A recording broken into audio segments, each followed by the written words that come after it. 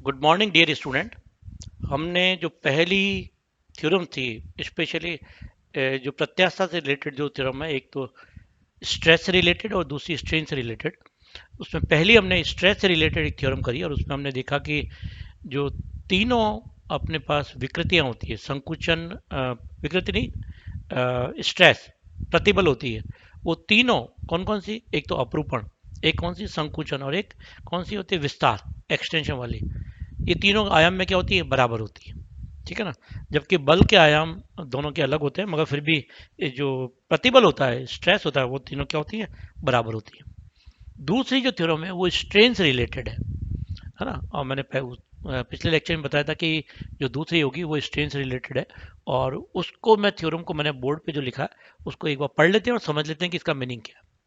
अपरूपण विकृति मतलब शियरिंग स्ट्रेन परस्पर लंबवत दिशाओं में विस्तार विकृति व संकुचन विकृति के योग के बराबर होती है।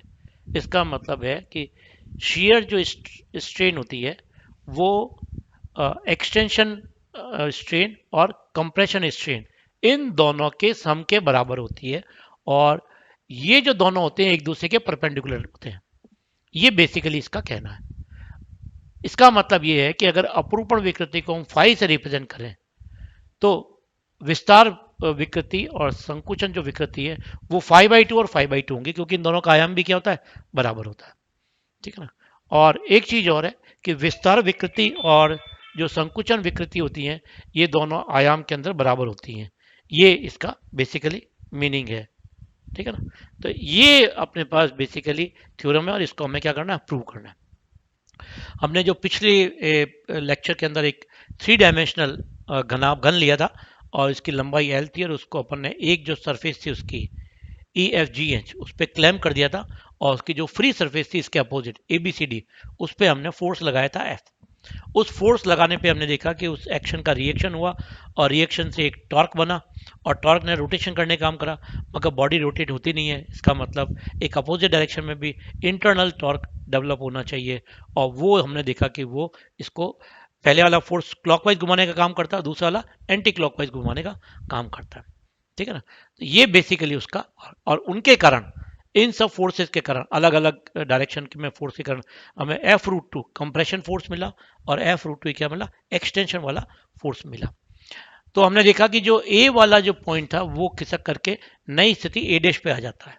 ये इसका शेप के अंदर चेंज हुआ है, अपरूपण हो गया। पहले इसकी थी शेप ABEF, ये वाली थी बिल्कुल रेक्टेंगुलर परपेंडिकुलर थी, मगर अब ये इंक्लाइंडेड हो गया। फाई एंगल से क्या हो गया, इंक्लाइंड हो गया। ए डैश पे आ गया, डी डैश पे आ गया। तो जो अपने पास डायगोनल, जो पहले भुजा अपने पास AE थी, अब वो भुजा हो गई A-E, छोटी हो गई।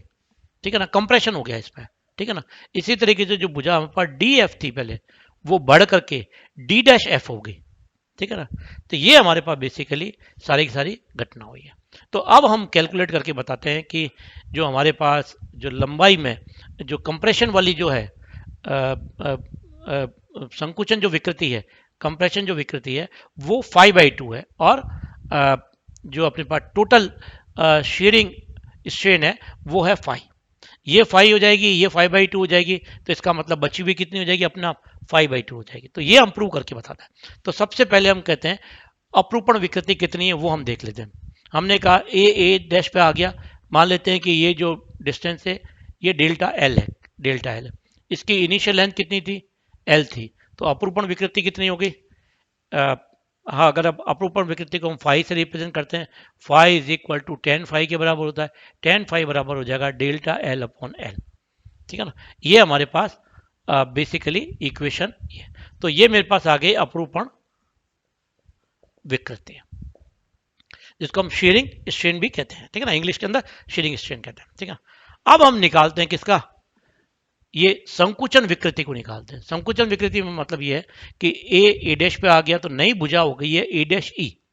तो हम कहते हैं कि ए डैश से AE के ऊपर एक परपेंडिकुलर ड्रॉप करते हैं। हमने क्या करा, ए डैश से AE के ऊपर एक परपेंडिकुलर ड्रॉप करा, जो कहाँ मिलता है, N पर मिलता है।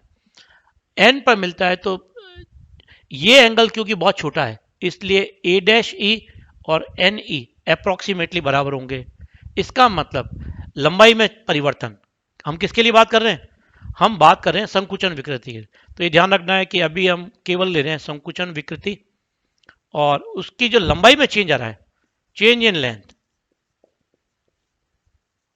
चेंज इन लेंथ हो जाएगा हमारे पास ए एन के बराबर हो जाएगा, is equal to A E minus A dash E, और ए डैश ई किसके बराबर है? एन ई के बराबर है। तो हमारे पास हो जाएगा A E minus N E is equal to A N.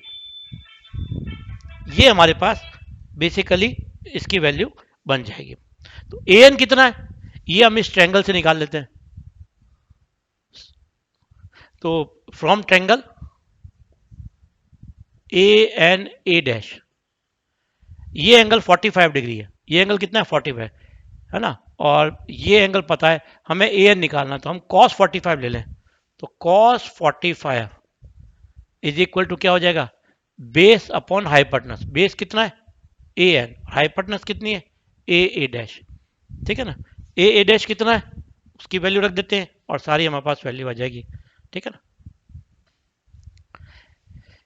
तो ए एन बराबर हो जाएगा ए ए डैश कॉस 45।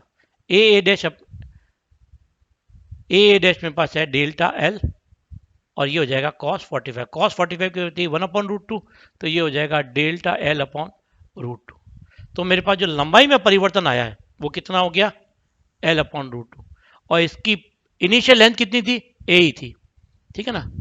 तो प्रारंभिक लंबाई कितनी होगी? ये तो लंबाई में परिवर्तन आ गया, चेंज इन लेंथ, और प्रारंभिक लंबाई कितनी है? ए ए, और ए ई कितना है? L root to. ए कितना है? L root two. तो हमारे पास जो कंप्रेशनल स्ट्रेन होगी वो कितनी हो जाएगा? Change in length upon initial length, change in length हो जाएगा delta L upon root two into 1 upon initial length कितनी है? L root two. इसको अगर अपन सिंप्लीफाई करें तो हमारे पास आ जाएगा डेल्टा एल अपॉन एल, और ये हो जाएगा 1 अपॉन टू, और ये हो जाएगा 1 अपॉन टू 5, इक्वेशन नंबर 3। इसका मतलब ये है कि जो हमारे पास संकुचन विकृति है वो कितनी होगी? 5/2 होगी, और हमारे पास जो कुल अपरूपण विकृति थी वो कितनी थी? 5। इसका मतलब जो हमारे पास विस्तार विकृति आएगी वो भी कितनी हो जाएगी? 5/2 हो जाएगी। तो इस तरीके से हम कह सकते हैं कि जो संकुचन विकृति और जो विस्तार विकृति होती हैं ये दोनों आयाम में बराबर होती हैं, एक दूसरे के लंबवत होती हैं, तथा इन दोनों के जोड़ के बराबर अपरूपण विकृति होती है। जो टोटल शीयरिंग स्ट्रेन होगी वो इन दोनों के सम के बराबर होती है। बहुत बहुत बहुत इंपॉर्टेंट ये थ्योरम है, इसको हमें अच्छी तरीके से आना चाहिए, और इनको आने का मतलब है हम सब्जेक्ट के बारे में बहुत कुछ जानते हैं, ठीक है ना। Thank you, thank you very much.